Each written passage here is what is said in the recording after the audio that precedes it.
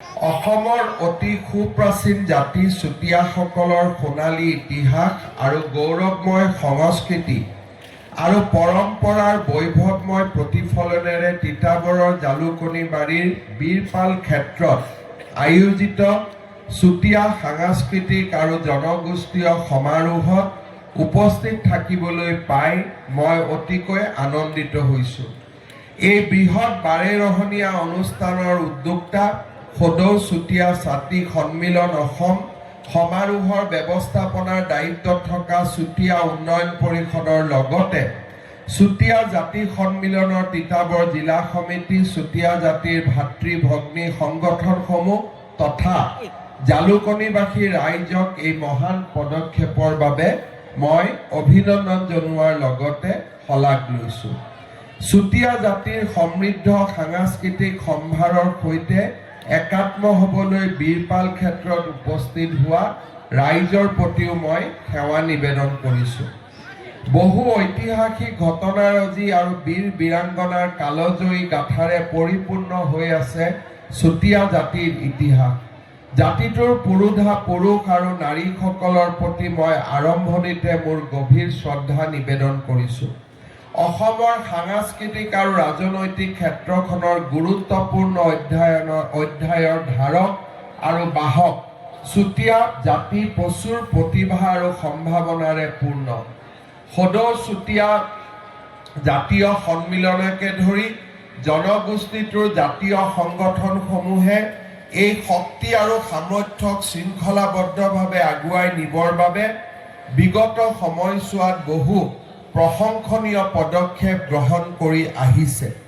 এই প্ৰচেষ্টাসমূহ অধিক আগুৱাই দিবলৈ আড়ম্বৰপূৰ্ণ আৰু বৰ্ণাঢ্য কাৰ্যসূচীৰ আয়োজন কৰা এই সাংস্কৃতিক আৰু জনগোষ্ঠীয় সমাৰোহে চুতীয়া জাতিৰ ইতিহাসত এক বিশেষ মাত্ৰা সংযোজন কৰিলে। চুতীয়া জাতিৰ লোক সংস্কৃতি আৰু লোকজীৱন অতিশয় চহকী আৰু বৰ্ণাঢ্য।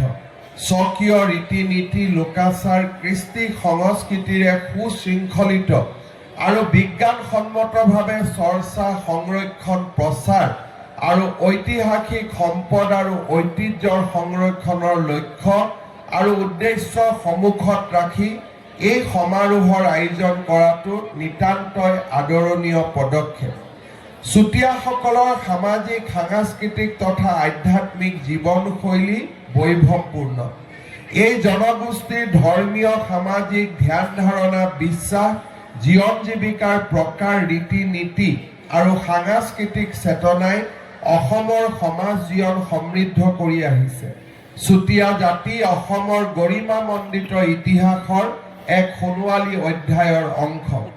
অসমৰ আদিম অধিবাসী চুতীয়াসকলৰ ৰাজনৈতিক ইতিহাস অতি পুৰণি। মধ্যযুগৰ শদিয়া কেন্দ্ৰিক চুতীয়া ৰাজ্যখনৰ উত্থান পতনৰ মাজতে এই ইতিহাস সীমাবদ্ধ হৈ থকা নাই। পদ্মনাথ গোহাঁই বৰুৱাৰ মতে কামৰূপত কিৰাতবংশী ৰজাই ৰাজত্ব কৰাৰ সময়তে সৌমাৰৰ অতি পূব ভাগত কুন্দিল বা বিদৰ্ভ ৰাজ্যত ভীষ্মক নামে এজন সুপ্ৰখ্যাত চুতীয়া বংশী ৰজাই ৰাজত্ব কৰিছিল। এতিয়া শদিয়া অঞ্চল আৰু তাৰ আশে পাশে বিস্তৃতভাৱে এই ৰাজ্য অৱস্থিত আছিল। কুণ্ডিল্য বা কুণ্ডিল নগৰ ভীষ্মক ৰজাৰ ৰাজধানী আছিল। কামৰূপৰ পালবংশী ৰজা ইন্দ্ৰপালৰ গুৱাহাটী ভূমিদানৰ তাম্ৰপত্ৰত তেওঁৰ পিতৃ পুৰন্দৰ পালে পৰশুৰামে জয় কৰা উত্তৰ পূব কোণত অৱস্থিত ৰাজ্যখনৰ ৰাজকুঁৱৰী দুৰ্লভাক বিয়া কৰাইছিল বুলি লিপিবদ্ধ কৰা হৈছে। বিভিন্ন বুৰঞ্জীবিদ আৰু গৱেষকে এইগৰাকী ৰাজকন্যা চুতীয়াসকলৰ জীয়ৰী আছিল বুলি মত প্ৰকাশ কৰিছে। প্ৰাচীন চুতীয়া ৰাজ্যখনৰ শেষ ৰজা কোচিৰ পিতৃ লেক্ৰয়ে আনুমানিক 1185-1195 খ্ৰীষ্টাব্দত ৰাজপথত আৰোহণ কৰাৰ সময়ত প্ৰাচীন চুতীয়া ৰাজ্যখন তিনিখন স্বতন্ত্ৰতীয়া ৰাজ্যত বিভক্ত হৈছিল। ইয়াৰে এখন মূল ৰাজ্যখনৰ উত্তৰ পূবত অৱস্থিত পৰ্বতমালাৰ পাদদেশত বীৰবৰ বা বীৰপালে প্ৰতিষ্ঠা কৰিছিল। এইখন ৰাজ্যৰ পশ্চিম বিশ্বনাথৰ পূব অঞ্চলত আনখন ৰাজ্য স্থাপন হৈছিল। ভদ্ৰসেন আছিল পিছৰখন ৰাজ্যৰ প্ৰতিষ্ঠাপক। চুতীয়াসকলৰ লগত জড়িত কিংবদন্তি প্ৰত্নতান্ত্ৰিক সমল আৰু আহোম বুৰঞ্জীয়ে তেওঁলোকৰ ৰাজ্য গঠন প্ৰক্ৰিয়াৰ উমান দিয়ে। পৰাক্ৰমী চুতীয়া ৰজা ৰত্নধ্বজ পালে কেইবাটাও ভাগত বিভক্ত হৈ পৰা প্ৰাচীন চুতীয়া ৰাজ্যখন সুসংগঠিত কৰি পুনৰ প্ৰতিষ্ঠা কৰাৰ লগতে সুদূৰ কমতাপুৰ আৰু গৌড় ৰাজ্যলৈকে দিগ্বিজয় কৰি চুতীয়া ৰাজ্যখনক শক্তিশালী ৰূপত প্ৰতিষ্ঠা কৰিছিল। ৰত্নধ্বজ পালৰ শাসনকালত চুতীয়া ৰাজ্যৰ সীমা ব্ৰহ্মপুত্ৰৰ দক্ষিণ পাৰে দিখৌ নদী আৰু উত্তৰ পাৰে বিক্ৰম নদীৰ পূব ভাগৰ উজনি অসম খণ্ডলৈ বিস্তীৰ্ণ হৈ আছিল। স্বগৰিমাৰে মহিমামণ্ডিত চুতীয়া জাতিৰ স্বাভিমান সুৰক্ষাৰ বাবে আত্মবলিদান দি এই জাতিৰ বীৰাংগনা সতী সাধনীয়ে অসমৰ ইতিহাসত চিৰকাললৈ নিজৰ নাম স্বৰ্ণলিপিৰে লিখি থৈ গ'ল।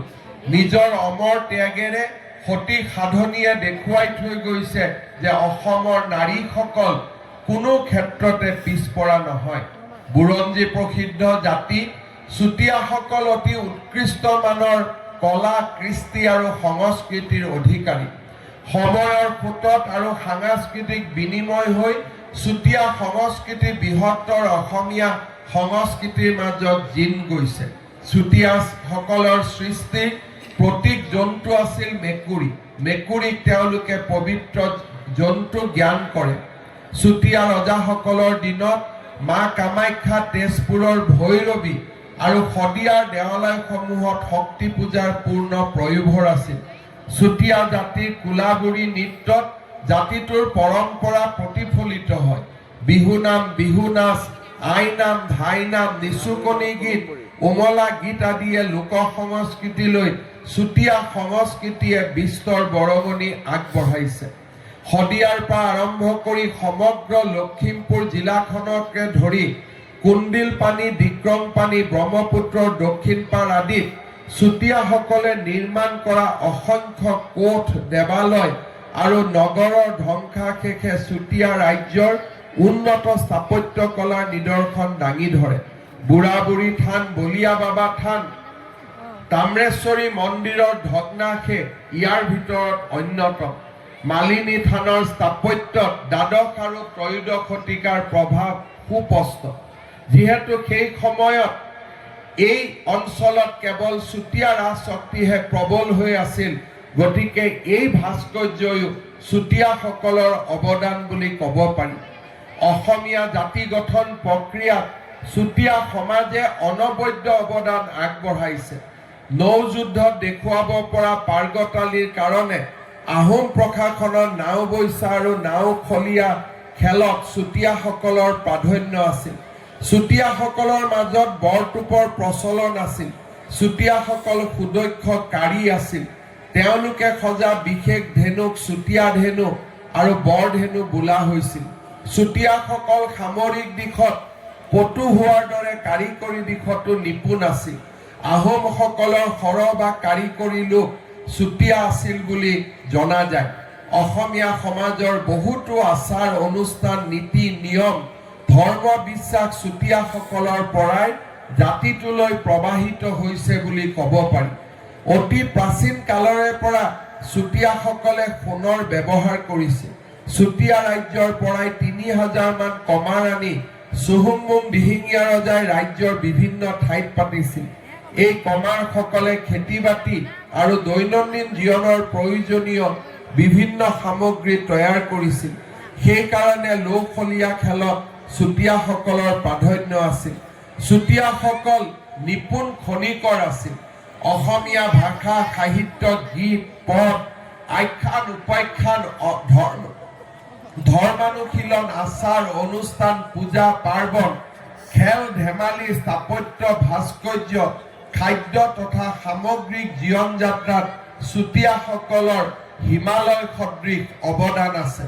বেণুধৰ শৰ্মাই লিখি থৈ গৈছিল, অসমীয়া চুতীয়া ল'ৰাই ধেনুকাৰ মাৰিবলৈ যেনে আগ্ৰহ, পেঁপা, মুৰুলি, সুতুলি, গগনা বজাই গীত মাত গাই নাচিব বাগিবলৈ যেনেকৈ সিহঁতক কোনেও শিকাব নালাগে ভাওনা সবাহে পদ দিয়াত চুতীয়া মানুহৰ কণ্ঠস্বৰ সুললিত আৰু মিঠা।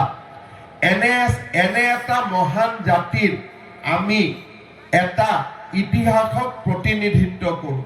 আমি আমাৰ ইতিহাসক লৈ গৌৰৱান্বিত হোৱা উচিত আৰু এই ইতিহাসক আমি নৱ প্ৰজন্মৰ মাজলৈ প্ৰবাহিত কৰা আমাৰ দায়িত্ব আৰু লক্ষ্য হোৱা উচিত।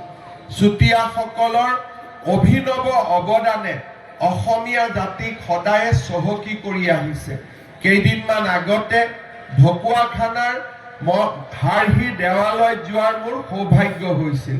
হাৰহি দেৱালয়ত চুতীয়াসকলৰ আধ্যাত্মিক চেতনা জীৱন্ত আৰু প্ৰাণৱন্ত হৈ থকা মই নিজে গভীৰভাৱে উপলব্ধি কৰিছোঁ। অসমৰ ৰাজনৈতিক ইতিহাসত সামাজিক ইতিহাসত চুতীয়াসকলৰ পৰ্বত সমান বৰঙণি থকাৰ পিছতো চুতীয়া জাতিৰ লোকসকলে বহু ক্ষেত্ৰত নিজকে শোষিত বা পিছ পৰি থকা বুলি অনুভৱ কৰে। এই ধাৰণাক বদলাই চুতীয়া জাতিক অসমৰ বিকাশ আৰু অগ্ৰগতিৰ সমানে অংশীদাৰ হিচাপে গঢ়ি তোলাটো আমাৰ দায়িত্ব আৰু কৰ্তব্য।